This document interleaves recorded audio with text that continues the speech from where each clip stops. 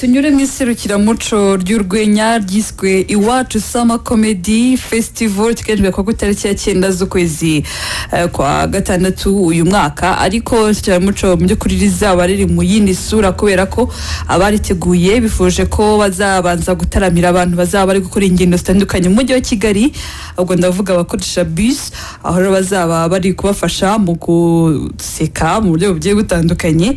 Abo rero serukiramuco rizaba ririmo abakomediye bari mu nzego zitandukanye. Hari aba hano mu Rwanda dore ko byateguwe na se umenyerewe mu itsinda rya Zubi Comedy, akabuzaba harimo n'abandi baturutse hirya no hino ku isi nka Dr. Kingsley wo muri Nigeria, Seseka twavuze, akaba Joshua Rusine, Fred Rufendeke, Prince Umushumba bamenyeye muri Gen Z Comedy ndetse n'abandi bagiye batandukanye. Ubwo rero bikaba biteganyijwe rero ko ku itariki ya 9 z'uku kwezi, ariko amafaranga akaba ari 5,000, 10,000, 20 kazabera hano mu mujyi wa Kigali. Ubwo abantu bakora ingendo mu mujyi wa Kigali muzatungurwe no kubona ko aba basore ndetse n'abakobwa hari abo muzahura nabo bari kwinjira mu mabisi, ariko namwe muzabahe n'umwanya kubera ko n'uruganda rurimo ruragenda ruzamuka muri no minsi cyane. Witwa Vivienne Jolie Pitt n'umukobwa wa Angelina Brad Pitt yamaze gutangaza ko atifuza kongera kwitwa Pitt mu mazina ye.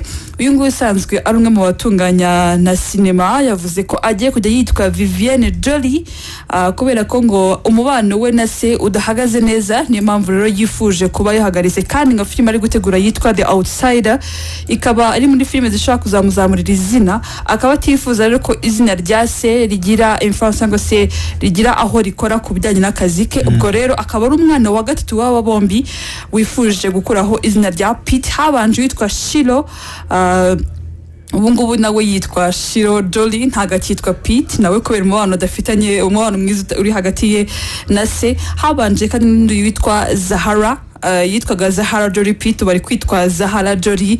Abana bo kuri batatu bose bakaba umubano hagati yabo na se udahagaze neza, dore ko babana na nyina. Bakaba barihinduje amazina ku rwego rw'amategeko, ubwo mategeko bakaba bari kwitwa Jolie aho kugira ngo bitwe Pitt.